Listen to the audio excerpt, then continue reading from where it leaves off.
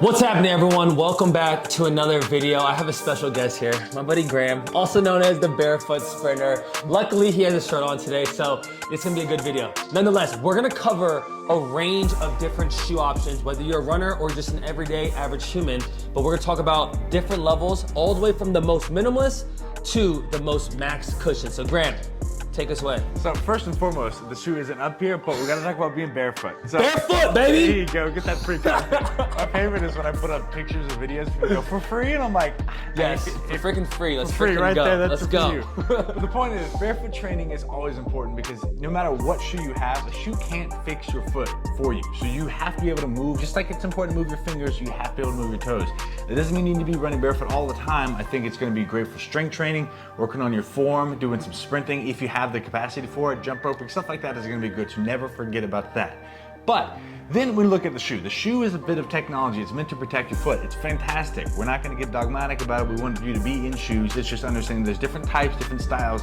Let's figure out which one. So most people walk around in slippers, slides, the slip-ons, anything like, what do they call the indoor Flip-flops. ones? Yeah, flip-flops. Yeah.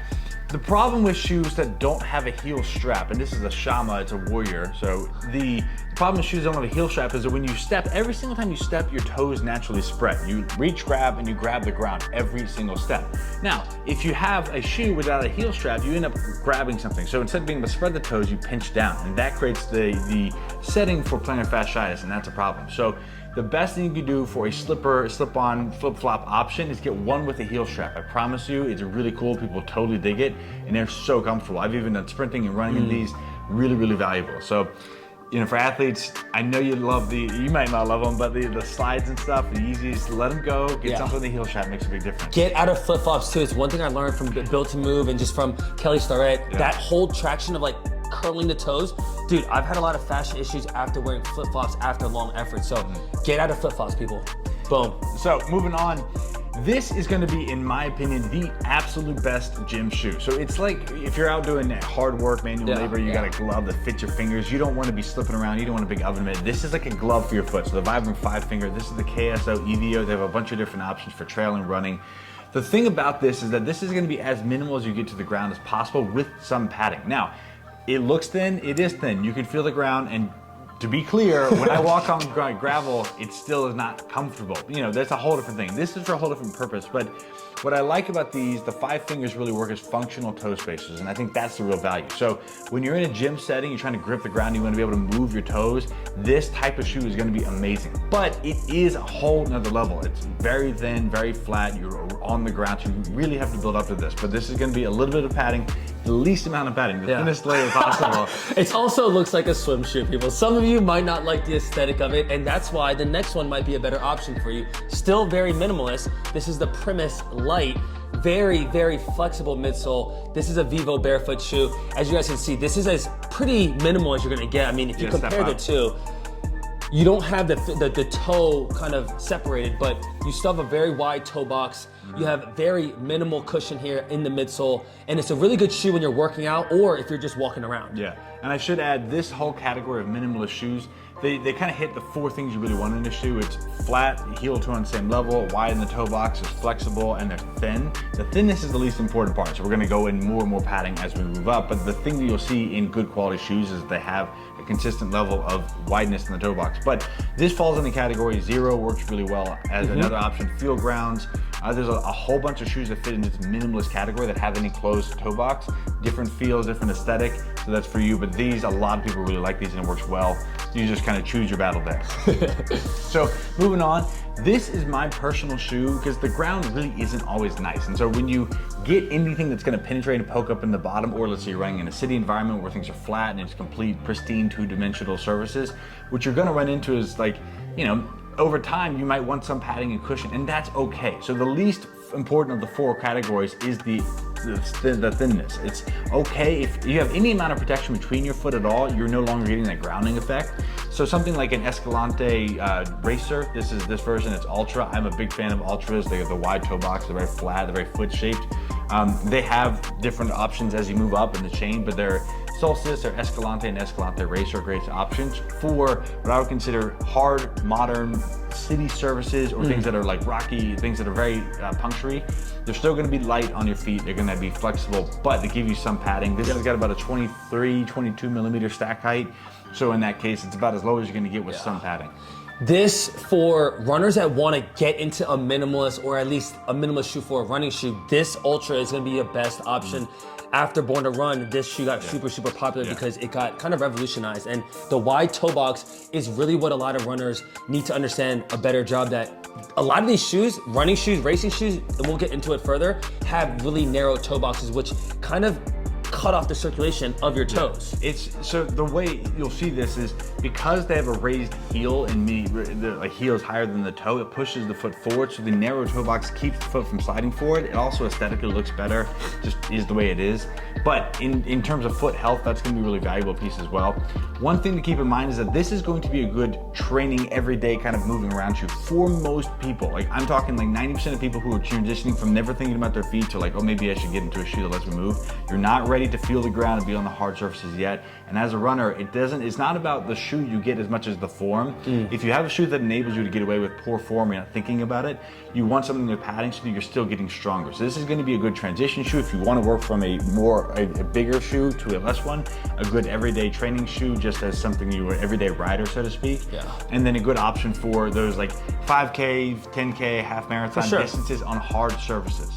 Next, we have our Primus Trail Knit shoe. This is a Vivo Barefoot again, very similar to our Primus Knit there, but this one, as you guys can see on the bottom, it has a little bit more of a grip surface. So it's still very flexible. It still is zero drop, wide toe box, but the grip here kind of lets you deal with rocks, gravel, if you're climbing up a mountain. This is a really good shoe. I've actually done some quality hikes and trail running in a Vivo. Once again, to Graham's point, if your running form is not strong yet, if your feet are still weak, don't just jump right into this. Maybe you're just gonna walk around in this shoe first to build up your tissue tolerance and your foot strength to basically cope with the very non-existent midsole. And just building on that, so when we're looking at this category is really the off-road shoe, you're looking at trail hiking. What you're seeing is, I think that's the Vibram sole as well. Actually, it doesn't. Vivo may have a different sole, but the Vibram soles are typically a really good mirror of quality that the people who make the 5 fingers. See my little bias there. But what you're looking at something that grips the ground, heavier, thicker tread, and the difference, the amount of padding and cushion you're going to have. So this is definitely going to be a great option, but you're going to feel the rocks in that, and that's not necessarily a problem. But it goes into what you're used to and expecting.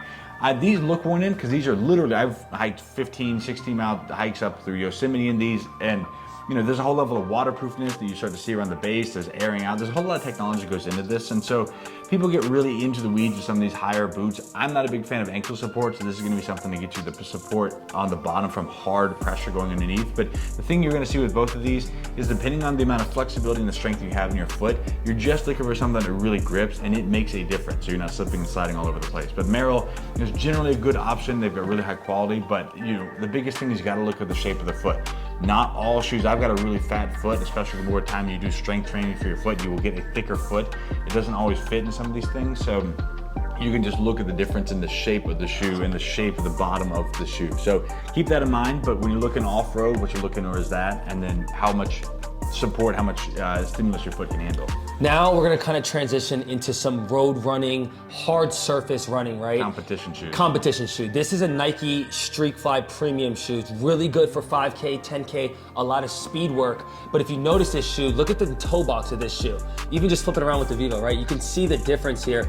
This is a lot more splayed out for your entire foot. Something like this, I love Nikes, but they have a lot of their shoes are built as like a very narrow toe box, which once again, guys, if your foot is kind of crunched in there, you're not able to fully splay it out and circulate it. So it can then lead up some problems up the chain, whether it's at your foot, ankle, calf, up to your knee and your hip. Something like this, it has a good level of mid cushion. It doesn't have a plate in this shoe. So you'll still get a little bit of that return back. Even this one, you can bend it a little bit still. So this is gonna be good for shorter distance races. Something like this, which is as max cushion as you're gonna get. This is the Alphafly Next Percent 2, one of the fastest shoes on the market specifically for race day, competition day. And there's a difference between when you're racing, guys, and you're just doing daily training or going on daily hikes, right? You don't want to use this shoe all the freaking time. You want to use it for specific races. So if you know anything about me, this is burning my fingers to hold these. I am not a fan of Nike. But what I will say, having worn these shoes, there's a few things you'll see about this shoe specifically. When you look at it, even though it looks like there's a very large discrepancy between the heel and the toe, it actually isn't. It's sunk down. You notice that a lot more. There's an aesthetic appeal that makes it look like the heel is higher, but it's really not. And the toe box is actually mesh. So even though it looks a lot more overbuilt, it's very, very light and it's actually pretty flexible. And if you size up, I've worn these before to run. And this is the difference. When you're looking at competition, any competition shoe exchanges one of the 4 pieces of the functional footwear for a benefit up the chain. So you are now, by up the chain, I mean you're improving your capacity. So I'm exchanging a cleat, for example. You're exchanging flexibility for a stiffer midsole and something to grip the ground. These are shoes that will make you run faster, and that is just the way it is. It's swimming suit technology, it's cleats when you're doing a field sport. It's just part of the game. And when you're playing sports and you're competing, nothing ever says that's inherently healthy. So just keep in mind that when you're wearing these are to get on for race day, go out and perform. I've worn these. It is silly how much more of you were literally just. It's a cheat code. Yeah, it's a cheat code. And so at some point, hopefully we'll talk about it. We'll do some raw competition where you run a bit, you go and do like minimalist shoes and you have to do that. But when you run, you will get more distance and less effort for every step than you would in something like this. It is the way it is. So if you want to be competitive, especially even though it's a very high stack height and it's very stiff, if you're running off-road or on unstable surfaces, that's a death sentence in these. But if you're on road races, marathons, you just can't get away with it without it. So just understand this context for all this stuff. Yeah, and I think to Graham's point, right? And exactly why you would wear cleats for football, why you would wear this shoe in a race.